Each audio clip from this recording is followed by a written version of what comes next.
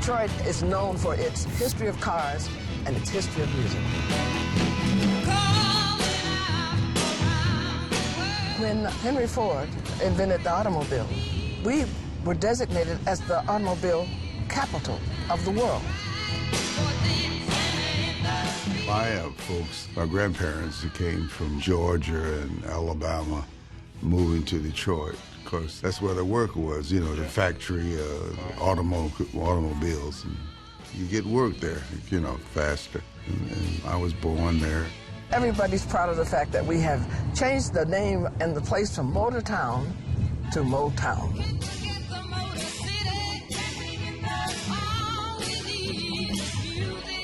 Every song that you've heard about Martha Reeves and the Vandellas, the Miracles, Stevie Wonder, Supremes, Contours, Temptations, Murray Wells, Marv Johnson, Barrett Strong, recorded right here in this house. Martha Reeves and the Vandellas right there. If you peek at that little hole right there, you see my face.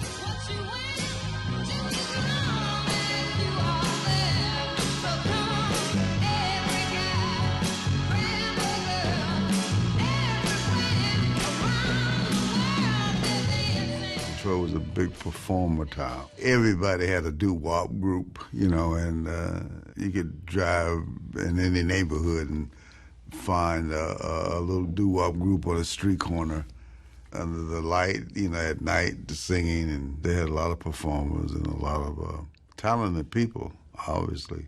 And Barry started his dream of becoming a mogul in 1959. And he had his own little acts that he wanted to try and promote. Smokey Robinson and the Miracles. Before you take a girl and say I do now, I'll make sure she's in love with you now. My mama told me you better shop around. After trial and error, Smokey came out with a song called Shop Around. And then from there, things started to move for Barry and the company. So he was on his way, and then shortly thereafter, I came over.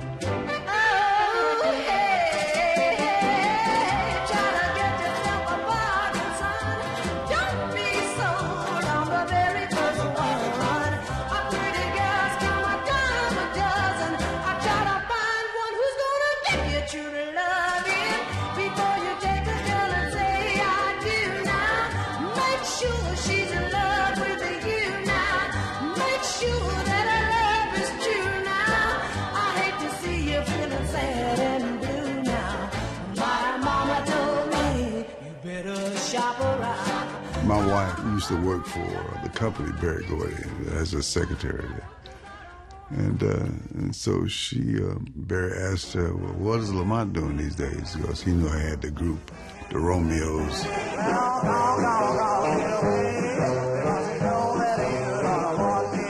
And after the group broke up, he asked would I consider coming over. He and I talked about it and decided that it'd be a good fit for me, you know, especially after he had already sort of proved himself as being a hit maker, you might say. We're in the reception area. This is where I came in the door.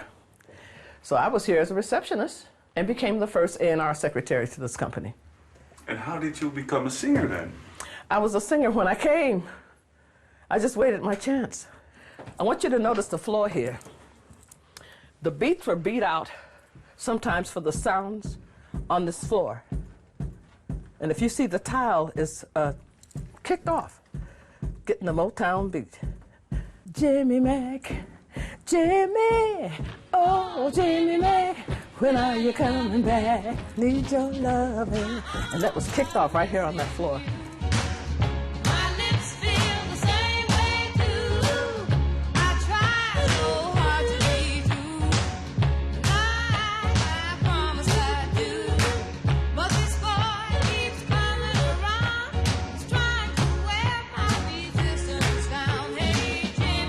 Everybody had to do what they had to do to get a release out of it, which means come up with the goods, as far as Barry was saying. You know, no matter what you write, just make sure it's a hit or a potential hit, you know. Brian is in the studio, in the recording studio. He and I both would be on the floor with the band, he would be with Benny Benjamin, showing him the right beats on the drum. I would be with the bass player, with James Jameson, and I would be with Robert White or Eddie Woods, and then showing them guitar licks. And they would catch on real fast, you know, so it made our job easier, you know what I mean? I said.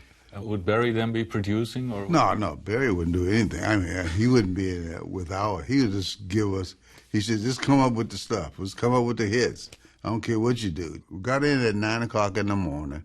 There was that type of structure that the company wanted everybody to have. You punch in at 9 o'clock, punch out at 6 o'clock, unless you had some business you had to finish. And sometimes after we got so good at what we were doing, our days would long past 6 o'clock. We would still be working to 3 o'clock in the morning sometimes. If we had a project like working on the Supremes and Four Tops or Martha and the Vandellas. Studio A. Marvin Gaye had recorded Dancing in the Street when I first heard it, and he had put a real smooth vocal on there, sort of like calling out around the world. Are you ready for a brand new beat, baby? Summer's here and the time is right. And for some reason, Marvin said, let's try this song on Martha. So I sang it, calling out around the world, are you ready for a brand new beat? And they loved it. There was all kinds of congratulatory hand slaps and, hey man, we got a hit in that window up there. It was a straight performance, and that's why it sounds live. And the feeling was just right on that song.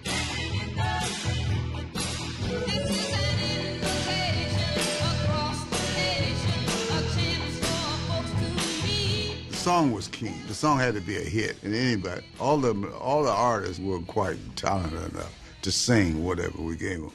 So we wasn't worrying about who could sing or better or whatever.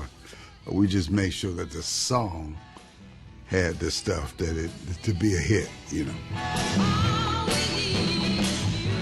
Because the song touches us all in so many different ways. No matter who you are, what race, religion, whatever the case may be, we all have this innate thing in us for the feel for music. Now if you feel that you can't go on because all of your hope is gone. Motown had a big part to play in it and bringing people together, I like to think. I remember talking to Barry, you know, and I said, this is not a black company. You know, this is a company, and this is a people company. There's something in our music for everybody around the world, you know, I don't care what we look like. And that's what Motown became.